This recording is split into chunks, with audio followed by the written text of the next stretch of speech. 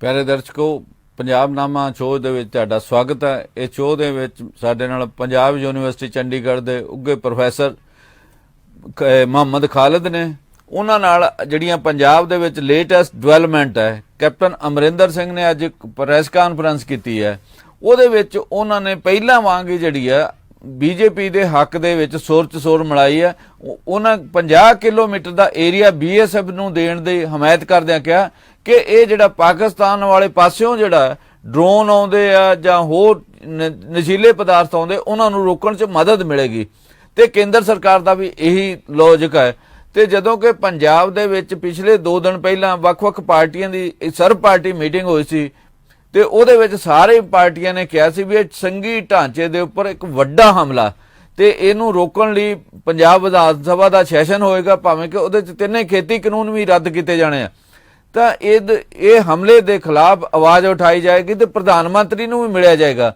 ਤੇ ਉਹਦੇ ਉਲਟ ਜਿਹੜਾ ਕੈਪਟਨ ਅਮਰਿੰਦਰ ਸਿੰਘ ਨੇ ਜਿਹੜੀ ਆਵਾਜ਼ ਗੱਲ ਕੀਤੀ ਹੈ, ਜਿਹੜੀ ਕੇਂਦਰ ਸਰਕਾਰ ਦੀ ਸੁਰ ਚ ਸੁਰ ਮਿਲਾਈ ਆ, ਇਹਦੇ ਪਿੱਛੇ ਕੀ ਕਾਰਨ ਆ? ਪ੍ਰੈਸ ਸਾਹਿਬ, ਇਹ ਸਾਡੇ ਦਰਸ਼ਕਾਂ ਨੂੰ ਦੱਸੋ ਵੀ ਕੈਪਟਨ ਵਾਰ-ਵਾਰ ਕੇਂਦਰ ਸਰਕਾਰ ਦੀ ਸੁਰ ਚ ਸੁਰ ਕਿਉਂ ਮਿਲਾ ਰਿਹਾ? ਦੇਖੋ, ਇਦਾਂ ਹੈਗਾ ਜੰਮੂ ਸਾਹਿਬ। ਹਾਂਜੀ, ਜਿਸ ਵੇਲੇ ਪ੍ਰੈਸ ਕਾਨਫਰੰਸ ਰੱਖੀ ਗਈ ਹੈ ਹਾਂਜੀ, ਤਾਂ ਇਹ ਸੋਚਿਆ ਜਾ ਰਿਹਾ ਸੀਗਾ ਕਿ ਸ਼ਾਇਦ ਕੈਪਟਨ ਸਾਹਿਬ ਕੋਈ ਨਵੀਂ ਪਾਰਟੀ ਦਾ ਐਲਾਨ ਕਰਨਗੇ। ਹਾਂਜੀ, ਹਾਂਜੀ, ਜ਼ਿਆਦਾਤਰ ਲੋਕ ਇਹੀ ਸੋਚਦੇ ਸੀਗੇ। ਤੇ ਮੈਨੂੰ ਸੀਗਾ ਕਿ ਜਾਂ ਤਾਂ ਉਹ ਜਿਹੜੀ ਉਹਨਾਂ ਪਰ ਪਰਸਨਲ ਲੈਵਲ ਤੇ ਐਲੀਗੇਸ਼ਨ ਲਾ ਰਹੇ ਆ ਉਹਨਾਂ ਬਾਰੇ ਗੱਲ ਕਰਨਗੇ, ਜਾਂ ਜਿਹੜੀ ਐਡਮਿਨਿਸਟ੍ਰੇਸ਼ਨ ਇਹਨਾਂ ਨੇ 4.5 ਸਾਲ ਚਲਾਈ ਆ ਉਹਦੇ ਬਾਰੇ ਗੱਲ ਕਰਨਗੇ, ਤੇ ਤੀਸਰਾ ਵਿਕਲਪ ਸੀਗਾ ਕਿ ਨਵੀਂ ਪਾਰਟੀ। ਲੇਕਿਨ ਉਹਨਾਂ ਨੇ ਇਹ ਜਿਹੜਾ ਮੌਕਾ ਹੈ, ਇਸ ਮੌਕੇ ਤੇ ਉਹ ਗੱਲ ਕੀਤੀ ਹੈ ਜਿਹੜੀ ਕਿ ਇੱਕ ਬਹੁਤ ਹੀ ਭਖਦਾ ਮੁੱਦਾ ਹੈਗਾ ਇਸ ਵੇਲੇ ਪੰਜਾਬ ਦੇ ਵਿੱਚ। ਹਾਂਜੀ, ਕੈਪਟਨ ਸਾਹਿਬ ਪਰ ਇਹ ਇਲਜ਼ਾਮ ਲੱਗਦੇ ਰਹੇ ਹੈ ਕਿ ਉਹਨਾਂ ਦਾ ਸੌਫਟ ਕਾਰਨਰ ਰਿਹਾ ਹੈ ਬੀਜੇਪੀ ਦੇ ਏਜੰਡੇ ਦੇ ਨਾਲ। ਬੇਸ਼ੱਕ ਉਹ ਸਮੇਂ-ਸਮੇਂ ਤੇ ਆਰਐਸਐਸ ਤੇ ਬੀਜੇਪੀ ਦੇ ਬਾਰੇ ਬਿਆਨ ਕਰਦੇ ਰਹੇ ਹੈ ਕਿ ਇਹ ਜਿਹੜੀ ਹੈਗੀ ਹੈ ਆਈਡੀਓਲੋਜੀ ਠੀਕ ਨਹੀਂ ਹੈ। ਲੇਕਿਨ ਆਪਰੇਸ਼ਨਲ ਲੈਵਲ ਤੇ ਕਈ ਜਗ੍ਹਾ ਤੇ ਇਦਾਂ ਲੱਗਿਆ ਕਿ ਸ਼ਾਇਦ ਬੀਜੇਪੀ ਦੇ ਨਾਲ ਚਲੇ ਜਾਣ, ਲੇਕਿਨ ਉਹਨਾਂ ਨੇ ਅਜੇ ਤੱਕ ਕੋਈ ਇਸ ਤਰ੍ਹਾਂ ਦਾ ਸੰਕੇਤ ਜਿਹੜਾ ਹੈਗਾ ਨਹੀਂ ਦਿੱਤਾ, ਸਿਵਾਏ ਇਸ ਦੇ ਕਿ ਚੀਫ ਮਿਨਿਸਟਰਸ਼ਿਪ ਛੱਡਣ ਤੋਂ ਬਾਅਦ ਉਹ ਹੋਮ ਮਿਨਿਸਟਰ ਨੂੰ ਮਿਲੇ ਜਾਂ ਨੈਸ਼ਨਲ ਸਿਕਿਉਰਿਟੀ ਐਡਵਾਈਜ਼ਰ ਨੂੰ ਮਿਲੇ। ਇਹ ਚੀਜ਼ਾਂ ਹੀ ਹੋਈਆਂ। ਬੀਜੇਪੀ ਵਾਲਿਆਂ ਨੇ ਕਿਹਾ ਠੀਕ ਹੈ ਜੀ, ਅਸੀਂ ਸਮਰਥਨ ਵੀ ਕਰਾਂਗੇ, ਅਸੀਂ ਉਹਨਾਂ ਨੂੰ ਵੈਲਕਮ ਕਰਾਂਗੇ ਕਿਉਂਕਿ ਉਹ ਇੱਕ ਨੈਸ਼ਨਲਿਸਟਿਕ ਚਿਹਰਾ ਹੈਗੀਆਂ। ਈਵਨ ਉਹਨਾਂ ਦੇ ਟਵਿੱਟਰ ਹੈਂਡਲ ਤੇ ਵੀ ਕਾਫੀ ਜ਼ਿਆਦਾ ਲੋਕ ਜਿਹੜੇ ਹੈਗੇ ਆ ਬੀਜੇਪੀ ਦੇ ਸਮਰਥਕ, ਉਹਨਾਂ ਦੇ ਫੋਲੋਅਰ ਹੈਗੇ ਆ। ਹੁਣ ਸਵਾਲ ਇਹ ਹੈਗਾ ਹੈ ਕਿ ਜਿਹੜਾ ਇਸ਼ੂ ਉਹਨਾਂ ਨੇ ਰੇਜ਼ ਕੀਤਾ ਹੈ, ਉਹ ਇਸ਼ੂ ਦੇ ਬਾਰੇ ਮੈਂ ਗੱਲ ਕਰਾਂਗਾ। ਇਹਦੇ 'ਚ ਕੋਈ ਦੋ ਰਾਏ ਨਹੀਂ ਹਨ ਕਿ ਜਿਹੜਾ 15 ਕਿਲੋਮੀਟਰ ਤੋਂ 50 ਕਿਲੋਮੀਟਰ ਦਾ ਦਾਇਰਾ ਵਧਾਉਣਾ, ਉਹਦਾ ਇੰਪੈਕਟ ਜਿਹੜਾ ਹੈਗਾ ਉਹ ਸੰਘੀ ਢਾਂਚੇ ਦੇ ਉੱਪਰ ਪਏਗਾ। ਕਿਉਂਕਿ ਤੁਸੀਂ ਸਟੇਟ ਨੂੰ ਪੁੱਛੇ ਬਿਨਾ, ਤੁਸੀਂ ਸਟੇਟ ਦੀ ਪੁਲਿਸ ਨੂੰ ਪੁੱਛੇ ਬਿਨਾ ਤੁਸੀਂ ਅਚਾਨਕ ਹੀ 15 ਕਿਲੋਮੀਟਰ ਤੋਂ 50 ਕਿਲੋਮੀਟਰ ਦਾ ਦਾਇਰਾ ਕਰਤਾ, ਜਿਹਦੇ ਨਾਲ 1/3 ਤੋਂ ਵੀ ਜ਼ਿਆਦਾ ਪੰਜਾਬ ਜਿਹੜਾ ਹੈਗਾ ਉਹ ਬੀਐਸਐਫ ਦੇ ਘੇਰੇ 'ਚ ਆ ਗਿਆ। ਹਾਂਜੀ, ਉੱਥੇ ਬੀਐਸਪੀ ਆ ਆਪਣੇ ਜਿਹੜੀ ਬੀਐਸਐਫ ਹੈ, ਬੀਐਸਐਫ ਆ ਸਕਦੀ ਹੈ, ਉੱਥੇ ਤਲਾਸ਼ੀਆਂ ਲੈ ਸਕਦੀ ਹੈ, ਉੱਥੇ ਪਾਸਪੋਰਟ ਦਾ ਹੈਗਾ, ਸੀਆਰਪੀਸੀ, ਉਹ ਸਾਰਾ ਕੁਝ ਗ੍ਰਿਫਤਾਰ ਕਰ ਸਕਦੀ ਹੈ। ਜਿਹੜਾ ਇਹ ਚੀਜ਼ ਹੈਗੀ ਹੈ, ਇਹ ਇੱਕ ਬਹੁਤ ਵੱਡਾ ਸਮਝ ਲਓ ਨੋ ਕੌਨਫੀਡੈਂਸ ਹੈ ਸਟੇਟ ਦੀ ਪੁਲਿਸ ਦੇ ਅਗੇਂਸਟ ਤੇ ਸਟੇਟ ਦੇ ਅਗੇਂਸਟ। ਹਾਂਜੀ, ਕਿਆ ਸੰਘੀ ਢਾਂਚਾ ਇਹ ਅਲਾਉ ਕਰਦਾ ਹੈ ਕਿ centre government on it's on without ਇਹਨਾਂ ਨੂੰ ਕੰਸਲਟ ਕੀਤੇ ਬਿਨਾ ਜਾਂ ਉਹਨਾਂ ਦੀ ਕੰਕਰੈਂਸ ਲਿੱਤੇ ਬਿਨਾ ਸਟੇਟ ਦੀ, ਤੇ ਤੁਸੀਂ ਆਪਣਾ ਅਧਿਕਾਰ ਖੇਤਰ ਜਿਹੜਾ ਹੈਗਾ ਵਧਾਉਂਦੇ ਚਲੇ ਜਾਓ, ਜਦ ਕਿ ਜਿਹੜਾ ਲਾ ਐਂਡ ਆਰਡਰ ਦਾ ਮੁੱਦਾ ਹੈਗਾ ਉਹ ਸਟੇਟ ਸਬਜੈਕਟ ਹੈ।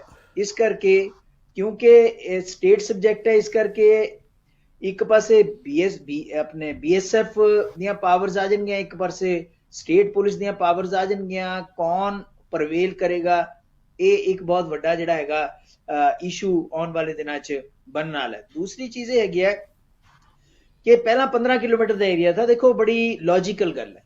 ਹਾਂਜੀ, 15 ਕਿਲੋਮੀਟਰ ਦਾ ਏਰੀਆ ਥਾ। ਜੇ ਤੁਸੀਂ ਜਦ 15 ਕਿਲੋਮੀਟਰ ਤੇ ਅੱਗੇ ਕੋਈ ਨਾਰਕੋਟਿਕਸ ਆਉਣਗੇ ਜਾਂ ਕੋਈ ਡਰੱਗਸ ਆਉਣਗੇ ਜਾਂ ਕੋਈ ਵੈਪਨਸ ਆਉਣਗੇ, ਉਹ 15 ਕਿਲੋਮੀਟਰ ਨੂੰ ਪਾਰ ਕਰਕੇ ਹੀ ਆਉਣਗੇ ਨਾ। ਹਾਂਜੀ, ਹਾਂਜੀ, ਤੁਸੀਂ 15 ਕਿਲੋਮੀਟਰ ਨੂੰ ਜਿਹੜਾ ਹੈਗਾ ਪੂਰੀ ਤਰੀਕੇ ਦੇ ਨਾਲ ਅਗਰ ਸੈਂਸਿਟਾਈਜ਼ ਨਹੀਂ ਕਰਦੇ ਤਾਂ ਉਹ ਤੁਹਾਡਾ ਫੇਲਿਅਰ ਹੈ। ਉਹ ਫੇਲਿਅਰ ਜੇ ਤੁਹਾਡਾ 15 ਕਿਲੋਮੀਟਰ 'ਚ ਹੋ ਸਕਦਾ ਤਾਂ 50 ਕਿਲੋਮੀਟਰ ਅੱਗੇ ਵੀ ਹੋ ਸਕਦਾ ਹੈ। ਬਿਲਕੁਲ ਬਿਲਕੁਲ। ਤਾਂ ਬਜਾਏ ਕਿ ਤੁਸੀਂ ਬਾਰਡਰ ਨੂੰ ਪ੍ਰੋਪਰ ਸੀਲ ਕਰੋ, ਬਜਾਏ ਇਸ ਦੇ ਕਿ ਉਹ 15 ਕਿਲੋਮੀਟਰ ਨੂੰ ਪੂਰੀ ਤਰੀਕੇ ਦੇ ਨਾਲ ਸੈਂਸਿਟਾਈਜ਼ ਕਰੋ ਉਸ ਏਰੀਏ ਨੂੰ, ਉਸ ਏਰੀਏ ਦੇ ਉੱਪਰ ਆਪਣਾ ਜਿਹੜਾ ਹੈਗਾ ਦਬਦਬਾ ਰੱਖੋ ਤਾਂ ਕਿ ਕੋਈ ਵੀ ਅੱਗੇ ਨਾ ਆਵੇ, ਤੁਸੀਂ ਅੱਗੇ 50 ਕਿਲੋਮੀਟਰ ਨੂੰ ਪੈ ਗਏ, ਜਿਹੜਾ ਕਿ ਮੈਨੂੰ ਲੱਗਦਾ ਬੜਾ ਇਲੌਜੀਕਲ ਡਿਸੀਜਨ ਹੈਗਾ। ਔਰ ਜੰਮੂ ਸਾਹਿਬ ਇੱਕ ਬੜੀ ਹੀ ਇੰਪੋਰਟੈਂਟ ਗੱਲ ਹੈ ਹਾਂਜੀ ਕਿ ਇੱਕ ਬੀਜੇਪੀ ਨੂੰ ਛੱਡ ਕੇ ਜਿੰਨੀਆਂ ਵੀ ਪੋਲੀਟੀਕਲ ਪਾਰਟੀਆਂ ਸੀਗੀਆਂ ਸਾਰੀਆਂ ਇੱਕ ਪੇਜ ਤੇ ਸੀਗੀਆਂ ਇਸ ਇਸ਼ੂ ਨੂੰ ਲੈ ਕੇ। ਹਾਂਜੀ ਇਹ ਹਾਲਾਂਕਿ ਹੋਰ ਡਿਫਰੈਂਸਿਸ ਹੈ ਉਹਨਾਂ ਦੇ ਵਿੱਚ, ਆਈਡੀਓਲੋਜੀਕਲ ਹੋਰ ਦੂਸਰੇ, ਲੇਕਿਨ ਇਸ ਇਸ਼ੂ ਦੇ ਉੱਪਰ ਆਮ ਆਦਮੀ ਪਾਰਟੀ, ਅਕਾਲੀ ਦਲ, ਕਾਂਗਰਸ ਸਾਰੇ ਇਕੱਠੇ ਸੀਗੇ ਇਸ ਇਸ਼ੂ ਨੂੰ ਲੈ ਕੇ। ਹਾਂਜੀ ਔਰ ਜਿਸ ਵੇਲੇ ਇਹ ਇਸ਼ੂ ਜਿਹੜਾ ਹੈਗਾ ਅਗਰ ਸਪੈਸ਼ਲ ਸੈਸ਼ਨ ਪਾਰਲੀਮੈਂਟ ਇਹਦਾ ਅਸੈਂਬਲੀ ਦਾ ਬੁਲਾਇਆ ਜਾਂਦਾ ਉਹਦਾ ਤੈਅ ਹੋ ਗਿਆ ਜੀ, 8 ਮੇਰੇ ਖਿਆਲ ਨਵੰਬਰ ਨੂੰ ਆ ਰਿਹਾ। ਹਾਂ, ਉਹਦੇ ਵਿੱਚ ਇਹ ਇਸ਼ੂ ਜਿਹੜਾ ਹੈਗਾ ਇਹਦੇ ਉੱਪਰ ਅਗਰ ਅਸੈਂਬਲੀ ਜਿਹੜੀ ਹੈਗੀ ਹੈ ਰੈਜ਼ੋਲੂਸ਼ਨ ਪਾਸ ਕਰ ਦਿੰਦੀ ਹੈ, ਅਸੈਂਬਲੀ ਨੂੰ ਰੈਜ਼ੋਲੂਸ਼ਨ ਪਾਸ ਕਰਨ ਤੋਂ ਕੋਈ ਨਹੀਂ ਰੋਕ ਸਕਦਾ। ਬਿਲਕੁਲ ਜੀ। ਅਸੈਂਬਲੀ ਰੈਜ਼ੋਲੂਸ਼ਨ ਪਾਸ ਕਰ ਦਿੰਦੀ ਹੈ ਤੇ ਉਹ ਜਿਹੜਾ ਰੈਜ਼ੋਲੂਸ਼ਨ ਹੈ ਉਹ ਸੈਂਟਰ ਨੂੰ ਭੇਜਿਆ ਜਾਂਦਾ ਹੈ, ਤਾਂ ਅਗੇਨ ਉਹੀ ਚੀਜ਼ ਆ ਜਾਣੀ ਹੈ ਕਿ ਸੈਂਟਰ ਸਟੇਟ ਦੇ ਵਿੱਚ ਜਿਹੜਾ ਟਕਰਾਓ ਹੈ, ਜਿਹੜਾ ਸਾਡੀ ਇਹ ਹੈਗੀ ਹੈ ਸੰਘੀ ਢਾਂਚਾ ਹੈਗਾ, ਉਹਦੇ ਬਾਰੇ ਜਿਹੜੇ ਹੈਗਾ ਇਹ ਇਸ਼ੂ ਦੁਬਾਰਾ ਐਮਰਜ ਹੋਏਗਾ, ਜਿਹੜਾ ਕਿ ਆਉਣ ਵਾਲੇ ਦਿਨਾਂ ਦੇ ਵਿੱਚ ਸੈਂਟਰ ਤੇ ਪੰਜਾਬ ਦੇ ਵਿੱਚ ਇੱਕ ਕ੍ਰਾਈਸਿਸ, ਕਨਸਟੀਟਿਊਸ਼ਨਲ ਕ੍ਰਾਈਸਿਸ ਵੀ ਪੈਦਾ ਕਰ ਸਕਦਾ ਹੈ। ਤੇ ਇਹ ਤਾਂ ਨਹੀਂ ਹੋ ਸਕਦਾ ਮਤਲਬ ਵੀ ਇਹ ਜਿਹੜਾ ਆਏਗਾ ਉਹਨੂੰ ਸਾਰੇ ਨੂੰ, ਜਿਵੇਂ ਪਹਿਲਾਂ 3 ਖੇਤੀ ਕਾਨੂੰਨਾਂ ਦੇ ਬਾਰੇ ਮਤਾ ਪਾਸ ਕੀਤਾ ਗਿਆ ਹੈ, ਉਹ ਰਾਜਪਾਲ ਕੋਲ ਹੀ ਪਿਆ ਰਵੇ। ਦੇਖੋ ਇਦਾਂ ਹੈਗਾ, ਰਾਜਪਾਲ ਕੋਲ ਰਹੇ ਜਾਂ ਕੇਂਦਰ ਦੇ ਵਿੱਚ ਜਾਵੇ, ਗੱਲ ਇਹ ਹੈਗਾ ਵੀ ਜਿਹੜੀ ਪੰਜਾਬ ਦੀ ਅਸੈਂਬਲੀ ਹੈ ਉਹਦੀਆਂ ਆਪਣੀਆਂ ਪਾਵਰਸ ਹੈ। ਹਾਂਜੀ ਹਾਂ, ਪੰਜਾਬ ਦੀ ਅਸੈਂਬਲੀ ਕੋਈ ਕਾਨੂੰਨ ਪਾਸ ਕਰਦੀ ਹੈ ਜਿਹੜਾ ਕਿ ਕਾਨੂੰਨ ਸੈਂਟਰ ਸੋਚਦਾ ਹੈ ਕਿ ਜੀ ਇਹ ਕਾਨੂੰਨ ਨਹੀਂ ਪਾਸ ਕਰ ਸਕਦੇ, ਉਹ ਜਿਹੜਾ ਗਵਰਨਰ ਹੈ ਉਹ ਵਾਪਸ ਵੀ ਭੇਜ ਸਕਦਾ ਹੈ, ਜਾਂ ਗਵਰਨਰ ਆਪਣੇ ਕੋਲ ਵੀ ਰੱਖਦਾ ਹੈ, ਜਾਂ ਗਵਰਨਰ ਸੈਂਟਰ ਨੂੰ ਵੀ ਭੇਜ ਸਕਦਾ ਹੈ, ਰਾਸ਼ਟਰਪਤੀ ਦੀ ਸਪੈਸ਼ਲ ਅਪਰੂਵਲ ਵੀ ਆ ਸਕਦੀ ਹੈ। ਲੇਕਿਨ ਇਸ ਇਸ਼ੂ ਦੇ ਵਿੱਚ ਪੰਜਾਬ ਦੀਆਂ ਸਾਰੀਆਂ ਪੋਲੀਟੀਕਲ ਪਾਰਟੀਆਂ ਦੀ ਇੱਕ ਸਾਂਝੀ ਸੋਚ ਜਿਹੜੀ ਹੈਗੀ ਆ ਉਹਨੂੰ ਪ੍ਰਦਰਸ਼ਿਤ ਕਰੇਗੀ ਉਹ ਰੈਜ਼ੋਲੂਸ਼ਨ, ਅਗਰ ਉਹ ਰੈਜ਼ੋਲੂਸ਼ਨ ਯੂਨੈਨਿਮਸਲੀ ਸਟੇਟ ਦੀ ਅਸੈਂਬਲੀ ਦੇ ਵਿੱਚ ਪਾਸ ਕਰਕੇ ਕੇਂਦਰ ਨੂੰ ਭੇਜਿਆ ਜਾਂਦਾ ਹੈ, ਕੇਂਦਰ ਵੀ ਇਹ ਚੀਜ਼ ਮਹਿਸੂਸ ਕਰੂਗਾ ਕਿ ਇਹਦੇ ਬਾਰੇ ਸੋਚਿਆ ਜਾ ਸਕਦਾ ਹੈ। ਵੈਸੇ ਵੀ ਮੈਂ ਤੁਹਾਨੂੰ ਦੱਸਦਾ ਵੀ ਕਿ ਇਹ ਬੜਾ ਇਲੌਜੀਕਲ ਜਿਹਾ ਡਿਸੀਜਨ ਲੱਗਦਾ ਮੈਨੂੰ। ਕੈਪਟਨ ਸਾਹਿਬ ਨੇ ਉਹਨੂੰ ਸਪੋਰਟ ਕੀਤਾ ਹੈ, ਕੈਪਟਨ ਸਾਹਿਬ ਨੇ ਉਸ ਦਿਨ ਵੀ ਕਿਹਾ ਸੀਗਾ ਕਿ ਜੀ ਅਸੀਂ ਇਸ ਚੀਜ਼ ਨੂੰ ਸਪੋਰਟ ਕਰਦੇ ਹਾਂ, 50 ਕਿਲੋਮੀਟਰ ਤੱਕ ਜਿਹੜਾ ਦਾਇਰਾ ਵਧਾਇਆ ਗਿਆ। ਮੈਂ ਫਿਰ ਉਹੀ ਗੱਲ ਕਹਾਂਗਾ ਕਿ ਅਗਰ ਤੁਸੀਂ 15 ਕਿਲੋਮੀਟਰ ਦੇ ਵਿੱਚ ਨਹੀਂ ਕੰਟਰੋਲ ਕਰ ਸਕਦੇ ਤਾਂ ਕੀ ਗਰੰਟੀ ਹੈ ਤੁਸੀਂ 50 ਕਿਲੋਮੀਟਰ 'ਚ ਕੰਟਰੋਲ ਕਰੋਗੇ, ਔਰ ਉਹ ਵੀ ਸਟੇਟ ਗਵਰਨਮੈਂਟ ਦੇ ਨਾਲ ਜਾਂ ਸਟੇਟ ਦੀ ਪੁਲਿਸ ਦੇ ਨਾਲ ਇੱਕ ਪੈਰਲਲ ਐਡਮਿਨਿਸਟ੍ਰੇਸ਼ਨ ਜਾਂ ਪੈਰਲਲ ਪੁਲਿਸ ਜਿਹੜੀ ਹੈਗੀ ਹੈ ਬੰਦੋਬਸਤ ਚਲਾ ਕੇ। ਉਹ ਚੀਜ਼ ਜਿਹੜੀ ਹੈਗੀ ਹੈ ਉਹ ਸਮਝ ਨਹੀਂ ਲੱਗ ਰਹੀ ਕਿ ਕਿਸ ਤਰੀਕੇ ਦੇ ਨਾਲ ਕੇਂਦਰ ਨੇ ਇਸ ਚੀਜ਼ ਦਾ ਫੈਸਲਾ ਲੈਤਾ ਹੈ। ਔਰ ਮੈਂ ਤੁਹਾਨੂੰ ਦੱਸਦਾ ਕਿ ਜਿਸ ਵੇਲੇ ਵੀ ਕਿਸੇ ਸਟੇਟ ਦੇ ਬਾਰੇ ਕੋਈ ਫੈਸਲਾ ਲੈਤਾ ਜਾਂਦਾ ਹੈ, ਬੇਸ਼ੱਕ ਇੱਥੇ ਨਹੀਂ ਹੋਇਆ, ਜਾਂ ਆਪਣੇ ਰਾਜਸਥਾਨ 'ਚ ਵੀ ਹੋਇਆ ਜਾਂ ਵੈਸਟ ਬੰਗਾਲ ਦੇ ਵਿੱਚ ਵੀ ਹੋਇਆ, ਜਿੱਥੇ ਵੀ ਸੈਂਟਰਲ ਸਟੇਟ ਦੇ ਬਾਰੇ ਕੋਈ ਫੈਸਲਾ ਲੈਂਦਾ, ਘੱਟੋ ਘੱਟ ਸਟੇਟ ਨੂੰ ਕੌਨਫੀਡੈਂਸ ਦੇ ਵਿੱਚ ਲੈ ਕੇ ਸਟੇਟ ਨਾਲ ਗੱਲਬਾਤ ਕਰਕੇ ਫਿਰ ਫੈਸਲਾ ਲੈਤਾ ਜਾਂਦਾ। ਇੱਕ ਹੋਰ ਮੈਂ ਇਹਦੇ ਵਿੱਚ ਐਡ ਕਰਾਂਗਾ ਕਿ ਜਿਸ ਵੇਲੇ ਆਪਣੇ ਨਵੇਂ ਸੀਐਮ ਸਾਹਿਬ ਚੰਨੀ ਸਾਹਿਬ ਮਿਲੇ ਹੈ ਉਹਨਾਂ ਨੂੰ, ਹੋਮ ਮਿਨਿਸਟਰ ਨੂੰ ਮਿਲੇ, ਪ੍ਰਧਾਨ ਮੰਤਰੀ ਨੂੰ ਮਿਲੇ, ਦੋਨਾਂ ਨੂੰ ਮਿਲੇ। ਹਾਂਜੀ, ਉਹ ਕਹਿੰਦੇ ਵੀ ਕਟਸੀ ਕਾਲ ਸੀਗੀ ਕਿ ਐਜ਼ ਨਿਊ ਸੀਐਮ ਮੈਨੇ ਮਿਲਣ ਜਾਣਾ ਸੀਗਾ। ਉਸ ਵੇਲੇ ਲੋਕਾਂ ਨੇ ਕਿਹਾ ਕਿ ਈਵਨ ਵਿਦ ਇਨ ਕਾਂਗਰਸ ਕੁਝ ਲੋਕਾਂ ਨੇ ਕਿਹਾ ਕਿ ਸੀਐਮ ਚੰਨੀ ਨੇ ਜਿਹੜਾ ਮਿਲੇ ਹੈ ਉਹ ਇੱਕ ਤਰ੍ਹਾਂ ਟ੍ਰਿਗਰ ਹੋ ਗਿਆ ਇਸ ਚੀਜ਼ ਦੇ ਹੱਕ ਦੇ ਵਿੱਚ ਕਿ ਵਧਾਇਆ ਜਾਵੇ। ਉਹਨਾਂ ਨੇ ਕਲੀਅਰਲੀ ਕਹਿਤਾ ਹੈ ਕਿ ਦੇਖੋ ਡਰੱਗਸ ਦੀ ਗੱਲ ਤਾਂ ਹੋਈ ਸੀਗੀ, ਲੇਕਿਨ ਉਸ ਤੇ ਵੱਧ ਹੋਰ ਕੋਈ ਗੱਲ ਨਹੀਂ ਹੋਈ ਸੀਗੀ, ਇਹ ਆਪਣੇ ਆਪ ਹੀ ਬਾਅਦ ਦੇ ਵਿੱਚ ਕੀਤਾ ਗਿਆ। ਈਵਨ ਜਿਹੜਾ ਸੀਐਮ ਦੇ ਇਨੀਸ਼ੀਏਟਿਵ ਤੇ ਹੀ ਆਲ ਪਾਰਟੀ ਜਿਹੜੀ ਸੀਗੀ ਮੀਟਿੰਗ ਬੁਲਾਈ ਗਈ ਹੈ ਔਰ ਉਹਦੇ ਪਰ ਸਾਰਿਆਂ ਨੇ ਯੂਨੈਨਿਮਸਲੀ ਇਸ ਚੀਜ਼ ਦੀ ਵਿਰੋਧਤਾ ਕੀਤੀ ਹੈ। ਪ੍ਰੈਸ ਸਾਹਿਬ, ਇੱਕ ਪਾਸੇ ਤਾਂ ਕੇਂਦਰ ਸਰਕਾਰ ਕਹੀ ਜਾਂਦੀ ਜਾਂ ਇਹੋ ਜਿਹੇ ਦਾਅਵੇ ਕੀਤੇ ਜਾਂਦੇ ਵੀ ਅਸੀਂ ਬਾਰਡਰ ਦੇ ਉੱਪਰ ਚਿੜੀ ਨਹੀਂ ਫੜਕਣ ਦਿਆਂਗੇ, ਇਹਦੇ ਡਰੋਨ ਕਿਵੇਂ ਫੜਕਦੇ ਆ? ਦੇਖੋ ਇਦਾਂ ਹੈਗਾ ਕਿ ਇਹ ਜਿਹੜਾ ਨੈਸ਼ਨਲ ਸਿਕਿਉਰਿਟੀ ਦਾ ਮੁੱਦਾ ਹੈਗਾ, ਇਹ ਸਾਰਾ ਕੇਂਦਰ ਸਰਕਾਰ ਕੋਲ ਹੈ। ਹਾਂਜੀ ਹਾਂਜੀ ਸਟੇਟ ਦੀ ਕੋਲ ਇੰਟਰਨਲ ਸਿਕਿਉਰਿਟੀ ਹੁੰਦੀ ਹੈ। ਹਾਂਜੀ ਔਰ ਕੇਂਦਰ ਸਰਕਾਰ ਹਰ ਤਰ੍ਹਾਂ, ਦੇਖੋ ਜਿਵੇਂ ਜਿਵੇਂ ਆਪਣੇ ਬਾਰਬਡ ਵਾਇਰ ਜਿਹੜੀ ਹੈਗੀ ਹੈ ਪੂਰੇ ਇਹਦੇ ਪਰ ਲਗਾ ਦਿੱਤੀ ਗਈ ਹੈ ਹਾਂਜੀ ਫॉर द ਲਾਸਟ ਫਿਊ ਇਅਰਸ, ਇਸੇ ਤਰੀਕੇ ਦੇ ਨਾਲ ਕਈ ਜਗ੍ਹਾ ਹੋ ਸਕਦਾ ਹੈ ਰੋਕਣ ਵਾਸਤੇ ਹੋਰ ਵੀ ਕਈ ਤਰ੍ਹਾਂ ਦੇ ਤਰੀਕੇ ਇਸਤੇਮਾਲ ਕੀਤੇ ਜਾਣੇ ਹੋਣਗੇ। ਫਿਰ ਸਾਡੇ ਕੋਲ ਪੈਰਾਮਿਲਟਰੀ ਫੋਰਸਿਸ ਹੈ, BSF ਵਗੈਰਾ ਹੈਗੀ ਹੈ, ਉਸ ਤੋਂ ਬਾਅਦ ਉਹਨਾਂ ਨੂੰ ਬੈਕਅਪ ਦੇ ਉੱਪਰ ਆਰਮੀ ਵੀ ਹੈਗੀ ਹੈ। ਉਹ ਸਾਰੇ ਦੇ ਬਾਵਜੂਦ ਇਹ ਸਾਰਾ ਕੁਝ ਹੁੰਦਾ ਹੈ। ਉਹਦੇ ਵਿੱਚ ਕੁਝ ਲੋਕ ਤਾਂ ਕਹਿੰਦੇ ਆ ਜੀ ਕਿ ਕਰਪਸ਼ਨ ਜਿਹੜੀ ਹੈਗੀ ਹੈ ਉਹ ਇੱਕ ਵੱਡਾ ਮੁੱਦਾ ਹੈਗਾ, ਕਿ ਕੁਝ ਕਰਪਟ ਆਫੀਸ਼ੀਅਲ ਜਿਹੜੇ ਹੈਗੇ ਆ ਉਸ ਚੀਜ਼ ਨੂੰ ਫੈਸਿਲਿਟੇਟ ਕਰਦੇ ਆ। ਔਰ ਕਈ ਵਾਰ ਆਪਾਂ ਨੂੰ ਪੜ੍ਹਨ ਨੂੰ ਇਹ ਗੱਲ ਮਿਲਦੀ ਰਹੀ ਹੈ ਕਿ ਕਈ ਅਧਿਕਾਰੀ ਜਿਹੜੇ ਹੈਗੇ ਆ ਉਹ ਨਾਰਕੋਟਿਕਸ ਵਗੈਰਾ ਔਰ ਜਿਹੜੇ ਸਮਗਲਿੰਗ ਹੁੰਦੀ ਹੈ ਉਹਦੇ ਵਿੱਚੋਂ ਹੁੰਦੇ ਆ। ਔਰ ਕਈ ਜਗ੍ਹਾ ਐਸਾ ਹੈਗਾ ਕਿ ਜਿਵੇਂ ਕਹਿੰਦੇ ਆ ਤੂੰ ਡਾਲ ਮੈਂ ਪਾਤ ਹਾਂਜੀ ਅਗਰ ਸਰਕਾਰਾਂ ਜਿਹੜੀਆਂ ਹੈਗੀਆਂ ਉਹ ਨਵੇਂ ਹਰਬੇ ਹੀਲੇ ਇਸਤੇਮਾਲ ਕਰਦੀਆਂ ਜਾਂ ਨਵੇਂ ਡਿਜ਼ਾਈਨ ਕਰਦੀਆਂ ਸਟ੍ਰੈਟਜੀਜ਼, ਉਸੇ ਤਰੀਕੇ ਦੇ ਨਾਲ ਸਮਗਲਰ ਵੀ ਲੱਗੇ ਰਹਿੰਦੇ ਆ।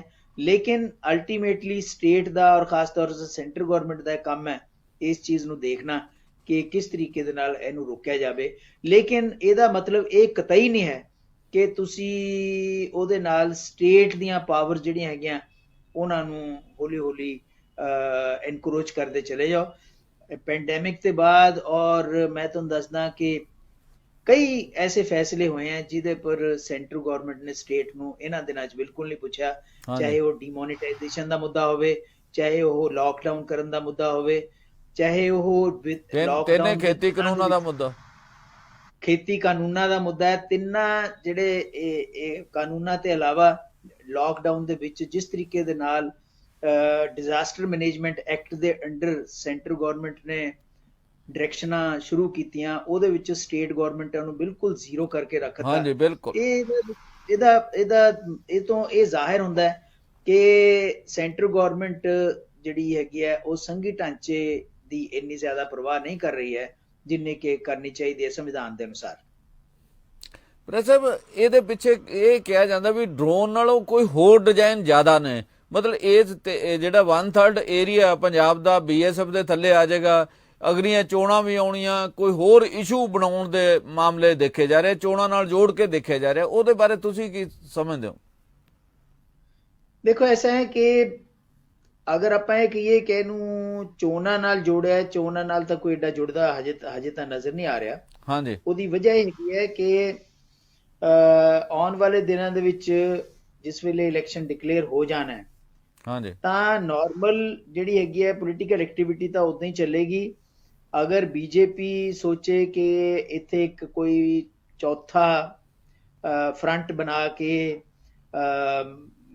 ਪੈਰਾਮਿਲਟਰੀ ਫੋਰਸਿਸ ਦੀ ਮਦਦ ਲੈਗੀ ਜਾਂ ਕੁਝ ਇਸ ਤਰ੍ਹਾਂ ਦਾ ਕੁਝ ਅਜੇ ਨਜ਼ਰ ਨਹੀਂ ਆ ਰਿਹਾ। ਲੇਕਿਨ ਇੰਨਾ ਜ਼ਰੂਰ ਹੈਗਾ ਕਿ ਸੈਂਟਰ ਗਵਰਨਮੈਂਟ ਅੱਜ ਅਗਰ ਆਪਾਂ ਦੇਖੀਏ, ਆਪਾਂ ਨੇ ਇਹ ਵੀ ਦੇਖਿਆ ਕਿ ਜਿਵੇਂ ਜੰਮੂ ਐਂਡ ਕਸ਼ਮੀਰ ਦੇ ਵਿੱਚ ਆਰਟੀਕਲ 370 ਖਤਮ ਹੋਣ ਤੋਂ ਬਾਅਦ ਹਾਂਜੀ ਇੱਕ ਪੂਰਾ ਉੱਥੇ ਕਰਫਿਊ ਔਰ ਇੰਨੇ ਮਹੀਨੇ ਤੱਕ ਇੰਨੀਆਂ ਜ਼ਿਆਦਾ ਰੈਸਟ੍ਰਿਕਸ਼ਨਸ ਈਵਨ ਅੱਜ ਵੀ ਹੈਗੀਆਂ ਔਰ ਲੋਕਾਂ ਨੂੰ ਫੜ ਕੇ ਅੰਦਰ ਕਰ ਦੇਣਾ, ਉਹ ਸਾਰਾ ਕੁਝ ਹੋਇਆ। ਉਹਦੇ ਨਾਲ ਉਹਦਾ ਵੀ ਪ੍ਰਭਾਵ ਜਿਹੜਾ ਹੈਗਾ ਉਹ ਸੈਂਟਰ ਸਟੇਟ ਰਿਲੇਸ਼ਨਸ ਦੇ ਉੱਪਰ ਪਿਆ। ਤੁਸੀਂ ਬਿਨਾਂ ਸਟੇਟ ਦੀ ਅਸੈਂਬਲੀ ਨੂੰ ਪੁੱਛੇ ਸਟੇਟ ਨੂੰ ਭੰਗ ਕਰ ਦੇਣਾ, ਉਹਨੂੰ ਯੂਨੀਅਨ ਟੈਰੀਟਰੀਜ਼ ਬਣਾ ਦੇਣਾ, ਇਹ ਸਾਰੀਆਂ ਚੀਜ਼ਾਂ ਜਿਹੜੀਆਂ ਹੈਗੀਆਂ ਇਹ ਇਸ ਚੀਜ਼ ਨੂੰ ਪ੍ਰਦਰਸ਼ਿਤ ਕਰਦੀਆਂ ਕਿ ਸੈਂਟਰ ਗਵਰਨਮੈਂਟ ਜਿਹੜੀ ਹੈ ਜਾਂ ਸੈਂਟਰ ਜਿਹੜਾ ਹੈਗਾ ਉਹ ਬੜੀ ਤੇਜ਼ੀ ਦੇ ਨਾਲ ਸਟੇਟ ਦੀਆਂ ਪਾਵਰਸ ਜਾਂ ਸਟੇਟ ਦੀਆਂ ਜਿਹੜੀ ਹੈਗੀਆਂ ਰਾਈਟਸ ਉਹਨਾਂ ਨੂੰ ਟ੍ਰੈਂਪਲ ਕਰ ਰਿਹਾ ਹੈ ਔਰ ਸਟੇਟ ਨੂੰ ਕੁਝ ਵੀ ਨਾ ਕਹਿਣ ਤੇ ਮਜਬੂਰ ਕਰ ਰਿਹਾ ਕਿ ਤੁਸੀਂ ਚੁੱਪ ਕਰਕੇ ਬੈਠੋ, ਜੋ ਅਸੀਂ ਕਰ ਰਹੇ ਹਾਂ ਉਹ ਸਹੀ ਹੈ। ਔਰ ਇਹ ਅਨਕਨਸਟੀਟਿਊਸ਼ਨਲ ਹੈ, ਘੱਟੋ ਘੱਟ ਸੰਵਿਧਾਨ ਇਸ ਚੀਜ਼ ਦਾ ਇਜਾਜ਼ਤ ਨਹੀਂ ਦਿੰਦਾ। ਬੇਸ਼ੱਕ ਸਾਡੇ ਸੰਵਿਧਾਨ ਦੇ ਵਿੱਚ ਸੈਂਟਰ ਸ਼ੁਰੂ ਤੋਂ ਸਟਰੋਂਗ ਹੈ, ਲੇਕਿਨ ਸਟੇਟਸ ਦੀ ਆਪਣੀ ਇੱਕ ਸਪੇਸ ਹੈ, ਉਸ ਸਪੇਸ ਦੀ ਰਿਸਪੈਕਟ ਜਿਹੜੀ ਹੈਗੀ ਹੈ ਕੇਂਦਰ ਨੂੰ ਕਰਨੀ ਚਾਹੀਦੀ ਹੈ, ਜਿਹੜੀ ਕਿ ਇਸ ਵੇਲੇ ਨਹੀਂ ਹੋ ਰਹੀ ਹੈ। ਪਰ ਸਾਹਿਬ ਇੱਕ ਸਵਾਲ, ਮਤਲਬ 3-4 ਸਵਾਲ ਨੇ, ਉਹਨਾਂ 'ਚੋਂ ਇੱਕ ਸਵਾਲ ਇਹ ਹੈਗਾ ਕਿ ਕੈਪਟਨ ਅਮਰਿੰਦਰ ਸਿੰਘ ਨੇ ਕਿਹਾ ਕਿ ਉਹ ਅਗਲੀਆਂ ਚੋਣਾਂ ਦੇ ਵਿੱਚ ਪਾਰਟੀ ਬਣਾਉਣਗੇ। ਉਹਨਾਂ ਨੇ ਚੋਣ ਕਮਿਸ਼ਨ ਤੱਕ ਪਹੁੰਚ ਕੀਤੀ ਹੈ, ਮਤਲਬ ਪਾਰਟੀ ਪੱਕੀ ਬਣੇਗੀ। ਫਿਰ ਉਹਨਾਂ ਕਿਹਾ ਵੀ ਉਹ ਸੁਖਦੇਵ ਸਿੰਘ ਢੀਂਡਸਾ ਤੇ ਜਿਹੜੇ ਸਾਬਕਾ ਮੰਤਰੀ ਨੇ ਰਣਜੀਤ ਸਿੰਘ ਬ੍ਰਹਮਪੁਰਾ, ਉਹਨਾਂ ਨਾਲ ਗੱਲਬਾਤ ਕਰਕੇ ਇੱਕ ਗੱਠਜੋੜ ਬਣਾ ਕੇ ਚੋਣਾਂ ਲੜਨਗੇ ਤੇ ਉਹਦੇ ਵਿੱਚ ਬੀਜੇਪੀ ਨਾਲ ਵੀ ਸਮਝੌਤਾ ਕਰਨਗੇ। ਇਹਦੇ ਬਾਰੇ ਤੁਸੀਂ ਕੀ ਸੋਚਦੇ ਹੋ? ਦੇਖੋ, ਇਸ ਤਰ੍ਹਾਂ ਹੈ ਕਿ ਜੰਮੂ ਸਾਹਿਬ ਕਿ ਕੋਈ ਵੀ ਪੋਲੀਟੀਕਲ ਪਾਰਟੀ ਬਣਾਉਣੀ ਜਿਹੜੀ ਹੈਗੀ ਆ ਉਹ ਓਵਰਨਾਈਟ ਕੰਮ ਨਹੀਂ ਹੁੰਦਾ। ਹਾਂਜੀ, ਅਗਰ 3 ਮਹੀਨੇ ਇਲੈਕਸ਼ਨ ਡਿਕਲੇਅਰ ਹੋਣ ਚ ਰਹਿ ਗਿਆ ਤਾਂ ਉਹਦੀ ਫਰਵਰੀ ਦੇ ਵਿੱਚ ਅਗਰ ਇਲੈਕਸ਼ਨ ਹੈ ਤੇ ਇੰਨੀ ਜਲਦੀ ਕਿਸੇ ਪਾਰਟੀ ਨੂੰ ਖੜਾ ਕਰਨਾ, ਕੇਡਰ ਜਿਹੜਾ ਹੈਗਾ ਲੋਕਾਂ ਦੇ ਵਿੱਚ ਵਿਚਰਨਾ, ਬੂਥ ਲੈਵਲ ਤੇ ਮੈਨੇਜਮੈਂਟ ਕਰਨੀ, ਫਾਈਨਾਂਸਿਸ ਕਿੱਥੋਂ ਆਉਣਗੇ ਉਹਦਾ ਇੰਤਜ਼ਾਮ ਕਰਨਾ, ਉਸ ਤੋਂ ਬਾਅਦ ਪਾਰਟੀ ਦਾ ਮੈਨੀਫੈਸਟੋ ਕਿਆ ਆਊਗਾ। ਪਾਰਟੀ ਦਾ ਮੈਨੀਫੈਸਟੋ ਇਹ ਤਾਂ ਹੋ ਨਹੀਂ ਸਕਦਾ ਕਿ ਮੈਨੂੰ ਕਿਉਂ ਸੀਐਮਸ਼ਿਪ ਤੋਂ ਕੱਢਤਾ। ਪਾਰਟੀ ਦਾ ਮੈਨੀਫੈਸਟੋ ਇੱਕ ਹੋਏਗਾ ਜਿਹਦੇ ਵਿੱਚ ਪਾਲਿਸੀ ਪ੍ਰੋਗਰਾਮਸ ਹੋਣਗੇ। ਉਹ ਸਾਰੀਆਂ ਚੀਜ਼ਾਂ ਬਣਾਉਣ ਦੇ ਵਿੱਚ ਟਾਈਮ ਲੱਗਦਾ ਹੈ। ਕੋਈ ਪੋਲੀਟੀਕਲ ਪਾਰਟੀ ਬਣਾਉਣਾ ਇੰਨਾ ਆਸਾਨ ਗੱਲ ਨਹੀਂ ਹੁੰਦੀ। ਅਗਲੇ ਇਲੈਕਸ਼ਨ ਦੇ ਵਿੱਚ 5 ਸਾਲ ਬਾਅਦ ਕੀ ਹੁੰਦਾ ਉਹ ਤਾਂ ਦੇਖੀ ਜਾਏਗੀ।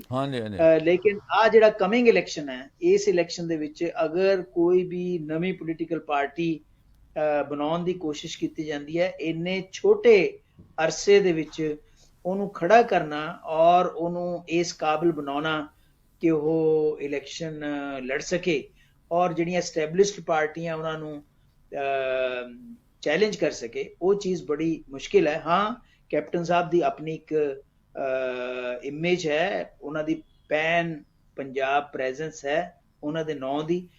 ਅਗਰ ਕੁਝ ਪੋਲੀਟਿਕਸ ਕੀ ਜਗ੍ਹਾ ਤੇ ਆਪਣੇ ਕੈਂਡੀਡੇਟ ਖੜੇ ਕਰਕੇ ਹੋ ਸਕਦਾ ਹੈ ਉਹ ਜਿਤਾਉਣ ਦੀ ਕੋਸ਼ਿਸ਼ ਕਰਨ, ਲੇਕਿਨ ਉਹਦਾ ਨੁਕਸਾਨ ਜਿਹੜਾ ਹੈਗਾ ਉਹ ਕਾਂਗਰਸ ਨੂੰ ਹੋਏਗਾ। ਦੂਸਰੀ ਚੀਜ਼ ਤੁਸੀਂ ਗੱਲ ਕੀਤੀ ਹੈ ਰਿਗਾਰਡਿੰਗ ਢੀਂਡਸਾ ਸਾਹਿਬ ਤੇ ਬਾਕੀ ਦੇ ਬਾਰੇ। ਦੇਖੋ, ਹਜੇ ਤੱਕ ਕਿਸੇ ਨੇ ਵੀ ਓਪਨਲੀ ਆ ਕੇ ਨਾ ਤਾਂ ਕੈਪਟਨ ਸਾਹਿਬ ਵੱਲੋਂ ਕਿਸੇ ਤਰੀਕੇ ਦਾ ਇਸ਼ਾਰਾ ਓਪਨ ਦੇ ਵਿੱਚ ਕੀਤਾ ਗਿਆ ਕਿ ਆਹ ਪਾਰਟੀ ਹੈ, ਆਹ ਪਾਰਟੀ ਦਾ ਚਿਹਰਾ ਮੋਹਰਾ ਹੈ, ਆਹ ਪਾਰਟੀ ਦਾ ਫਸਾਡ ਹੈਗਾ, ਐਸਾ ਕੁਝ ਨਹੀਂ ਹੈ। ਔਰ ਜਿਹੜੀਆਂ ਛਿਟਪੁਟ ਪੋਲੀਟੀਕਲ ਪਾਰਟੀਆਂ ਹੈ, ਅਕਾਲੀ ਦਲ ਤੋਂ ਸੈਪਰੇਟ ਹੋਏ, ਜਿਵੇਂ ਢੀਂਡਸਾ ਸਾਹਿਬ ਹੈ ਜਾਂ ਬ੍ਰਹਮਪੁਰਾ ਵਗੈਰਾ ਹੈਗੀਆਂ, ਜਾਂ ਉਹ ਪੁਰਾਣੇ ਆਪਣੇ ਮਿਨਿਸਟਰ ਜਿਨ੍ਹਾਂ ਨੂੰ ਚੰਨੀ ਕੈਬਨਿਟ ਦੇ ਵਿੱਚ ਨਹੀਂ ਲੈਤਾ ਗਿਆ, ਉਹ ਡਿਸਗਰੰਟਲਡ ਹੋਣਗੇ। ਉਹ ਸਾਰੇ ਇਕੱਠੇ ਹੋ ਕੇ ਅਗਰ ਕੋਈ ਪਾਰਟੀ ਜਾਂ ਕੋਈ ਫਰੰਟ ਬਣਾਉਂਦੇ ਆ, ਉਹ ਫਰੰਟ ਠੀਕ ਹੈ, ਇੱਕ ਉਹਦੀ ਨਿਊਜ਼ ਵੈਲਿਊ ਤਾਂ ਹੋਏਗੀ, ਲੇਕਿਨ ਅਗਰ ਆਪਾਂ ਕਹੀਏ ਕਿ ਉਹ ਇੱਕ ਵਿਨਿੰਗ ਪੋਜੀਸ਼ਨ 'ਚ ਆ ਜਾਏਗਾ ਜਾਂ ਉਹ ਇੱਕ ਕਿੰਗ ਮੇਕਰ ਦੀ ਸ਼ਕਲ ਅਖਤਿਆਰ ਕਰ ਲਏਗਾ ਵਿਦਿਨ 3 months, ਉਹ ਕਹਿਣਾ ਬੜਾ ਮੁਸ਼ਕਿਲ ਹੈ। ਸਾਹਿਬ, ਇੱਕ ਗੱਲ ਮੈਂ ਹੋਰ ਕਰਨੀ ਚਾਹੁੰਦਾ। ਕਿਸਾਨ ਅੰਦੋਲਨ ਜਦੋਂ ਦਾ ਸ਼ੁਰੂ ਹੋਇਆ ਪੰਜਾਬ ਦੇ ਵਿੱਚ, ਹਰਿਆਣਾ ਦੇ ਵਿੱਚ, ਉੱਤਰਾਖੰਡ ਤੱਕ ਇੱਕ ਬੀਜੇਪੀ ਵਿਰੋਧੀ ਮਾਹੌਲ ਹੈ। ਇਸ ਸਥਿਤੀ ਦੇ ਵਿੱਚ ਮੈਨੂੰ ਨਹੀਂ ਲੱਗਦਾ ਕੈਪਟਨ ਅਮਰਿੰਦਰ ਸਿੰਘ ਕੋਈ ਬਹੁਤ ਹੀ ਕਾਟ ਕਰ ਸਕਣ। ਦੂਜਾ, ਪੰਜਾਬ ਦੇ ਵਿੱਚ ਇਸ ਗੱਲ ਤੇ ਬੜਾ ਰਹਿੰਦੀ ਗੱਲ, ਜਜ਼ਬਾਤੀ ਪੰਜਾਬ ਦੇ ਲੋਕ ਹੈਗੇ ਵੀ ਕੇਂਦਰ ਜਿਹੜੇ ਪਹਿਲਾਂ ਹੀ ਜਿਹੜੇ ਹੱਕ ਮਿਲੇ ਉਹਨਾਂ ਨੂੰ ਜਿਹੜਾ ਖੋਈ ਜਾ ਰਿਹਾ, ਤੇ ਜਿਹੜਾ ਬੀਜੇਪੀ ਦੇ ਖਿਲਾਫ ਤਿੰਨਾਂ ਖੇਤੀ ਕਾਨੂੰਨਾਂ ਨੂੰ ਲੈ ਕੇ ਮਾਹੌਲ ਬਣਿਆ, ਉਹਦੇ ਵਿੱਚ ਮੇਰਾ ਖਿਆਲ ਕੈਪਟਨ ਅਮਰਿੰਦਰ ਸਿੰਘ ਦਾ ਬਹੁਤਾ ਇੰਪੈਕਟ ਪੈਣ ਵਾਲੀ ਸੰਭਾਵਨਾ ਘੱਟ ਲੱਗਦੀ ਹੈ। ਇਹਦੇ ਬਾਰੇ ਤੁਸੀਂ ਕਹਿਣਾ ਚਾਹੋਗੇ? ਤੁਸੀਂ ਮੇਰੀ ਹੀ ਗੱਲ ਦੀ ਪ੍ਰੋੜਤਾ ਕਰ ਰਹੇ ਹੋ ਕਾਫੀ ਹੱਦ ਤੱਕ। ਦੇਖੋ, ਇਦਾਂ ਹੈਗਾ ਕਿ ਕੈਪਟਨ ਸਾਹਿਬ ਅਗਰ ਬੀਜੇਪੀ ਦੇ ਨਾਲ ਹੱਥ ਮਿਲਾਉਣੇ ਆ ਤਾਂ ਕੋਈ ਅਨਕੰਡੀਸ਼ਨਲ ਤਾਂ ਹੋਏਗਾ ਨਹੀਂ। ਹਾਂਜੀ, ਉਹਦੇ ਵਿੱਚ ਕੈਪਟਨ ਸਾਹਿਬ ਨੇ ਐਜ਼ ਸੀਐਮ ਹੁੰਦੇ ਹੋਏ ਕਿਸਾਨ ਅੰਦੋਲਨ ਦੇ ਹੱਕ ਦੇ ਵਿੱਚ ਨਾਰਾ ਮਾਰਿਆ ਹਮੇਸ਼ਾ। ਅਗਰ ਬੀਜੇਪੀ ਆਪਾਂ ਸੋਚੀਏ ਕਿ ਕੈਪਟਨ ਅਮਰਿੰਦਰ ਸਿੰਘ ਨਾਲ ਅਲਾਇੰਸ ਦੀ ਵਜ੍ਹਾ ਕਰਕੇ ਤਿੰਨੇ ਖੇਤੀ ਕਾਨੂੰਨ ਵਾਪਸ ਲਏਗੀ, ਇਹ ਚੀਜ਼ ਮੈਨੂੰ ਨਹੀਂ ਲੱਗਦਾ ਪੋਸੀਬਲ ਹੈ। ਹਾਂਜੀ, ਕਿਉਂਕਿ ਬੀਜੇਪੀ ਜਾਂ ਕੇਂਦਰ ਦੀ ਸਰਕਾਰ ਬੀਜੇਪੀ ਦੀ ਕਾਫੀ ਅੱਗੇ ਲੰਘ ਚੁੱਕੀ ਹੈ ਜਿੱਥੇ ਤੱਕ ਖੇਤੀ ਕਾਨੂੰਨਾਂ ਦਾ ਸਵਾਲ ਹੈ। ਨਹੀਂ, 1 ਸਾਲ ਦੇ ਵਿੱਚ ਕਿਸੇ ਨਾ ਵੀ ਕਿਸੇ ਵੇਲੇ ਤਾਂ ਉਹਨਾਂ ਦੇ ਦਿਮਾਗ ਦੇ ਵਿੱਚ ਇਹ ਆਉਂਦਾ ਕਿ ਆਪਾਂ ਇਹਨੂੰ ਵਾਪਸ ਲੈ ਲਈਏ, ਇਹ ਨਹੀਂ ਹੋਇਆ। ਦੂਸਰੀ ਚੀਜ਼ ਇਹ ਹੈਗੀ ਹੈ ਕਿ ਜਿਹੜਾ ਕਿਸਾਨ ਅੰਦੋਲਨ ਹੈ, ਕਿਸਾਨ ਅੰਦੋਲਨ ਦੀ ਵੀ ਇਨਵੈਸਟਮੈਂਟ ਇੰਨੀ ਜ਼ਿਆਦਾ ਹੋ ਚੁੱਕੀ ਹੈ ਇਸ ਅੰਦੋਲਨ ਦੇ ਅੰਦਰ ਪਿਛਲੇ 1.25 ਸਾਲ ਦੇ ਵਿੱਚ ਕਿ ਉਹਨਾਂ ਵਾਸਤੇ ਵੀ ਇਹ ਪੋਸੀਬਲ ਨਹੀਂ ਹੈ ਕਿ ਉਹ ਬਿਨਾਂ ਕੁਝ ਲੈਤੇ ਜਿਹਦੇ ਵਾਸਤੇ ਹਮੇਸ਼ਾ ਕਹਿੰਦੇ ਰਹੇ ਆ ਉਹ ਕਿਸਾਨ ਅੰਦੋਲਨ ਖਤਮ ਕਰ ਦੇਣਗੇ। ਇਸ ਕਰਕੇ ਉੱਥੇ ਤਾਂ ਸਿਚੁਏਸ਼ਨ ਜਿਹੜੀ ਹੈਗੀ ਹੈ ਇੱਕ ਬੜੀ ਹੀ do and dye the situation ਬਣੀ ਹੋਈ ਹੈ। ਉਹ ਸਿਚੁਏਸ਼ਨ ਦੇ ਵਿੱਚ ਅਗਰ ਆਪਾਂ ਸੋਚੀਏ ਕਿ ਕੈਪਟਨ ਸਾਹਿਬ ਜਿਹੜੇ ਹੈਗੇ ਆ ਉਹ ਜਾਣਗੇ, ਉਸ ਤੋਂ ਬਾਅਦ ਉਹਨਾਂ ਨੂੰ ਕਹਿਣਗੇ ਜੀ ਕਾਨੂੰਨ ਵਾਪਸ ਲੈ ਲਓ, ਆਪਾਂ ਅਲਾਈਅੰਸ ਕਰਦੇ ਹਾਂ ਪੰਜਾਬ ਦੇ ਵਿੱਚ, ਉਹ ਕਾਨੂੰਨ ਵਾਪਸ ਲੈ ਲੈਣਗੇ। ਇਹ ਬਹੁਤ ਹੀ ਦੂਰ ਦੀ ਗੱਲ ਹੈ, ਇਹ ਚੀਜ਼ ਸੰਭਵ ਮੈਨੂੰ ਲੱਗਦਾ ਕਿ ਨਹੀਂ ਹੋ ਸਕਦੀ। ਇਹਦੇ ਨਾਲ ਹੀ ਪ੍ਰੋਫੈਸਰ ਸਾਹਿਬ ਉਹਨਾਂ ਕਿਹਾ ਵੀ ਮੈਂ ਆਪਣੇ 4.5 ਸਾਲ ਦੇ ਸਮੇਂ 'ਚ 92% ਦੇ ਵਾਅਦੇ ਪੂਰੇ ਕਰ ਦਿੱਤੇ ਆ, ਪਰ ਹਕੀਕਤ ਦੇ ਵਿੱਚ ਇਹੋ ਜਿਹਾ ਕੁਝ ਗੱਲਾਂ ਨਜ਼ਰ ਨਹੀਂ ਆਉਂਦੀਆਂ। ਜਦੋਂ ਤੱਕ ਬਰਗਾੜੀ ਕਾਂਡ ਆ, ਬੇਅਦਬੀ ਕਾਂਡ ਆ, ਜਿਹੜੇ ਮਾਫੀਏ ਆ, ਉਹ ਸਾਰਾ ਕੁਝ ਹੀ ਉਵੇਂ ਹੀ ਚੱਲ ਰਿਹਾ। ਇਹਦੇ ਬਾਰੇ ਤੁਹਾਡਾ ਤੁਸੀਂ ਕਹਿਣਾ ਚਾਹੁੰਦੇ?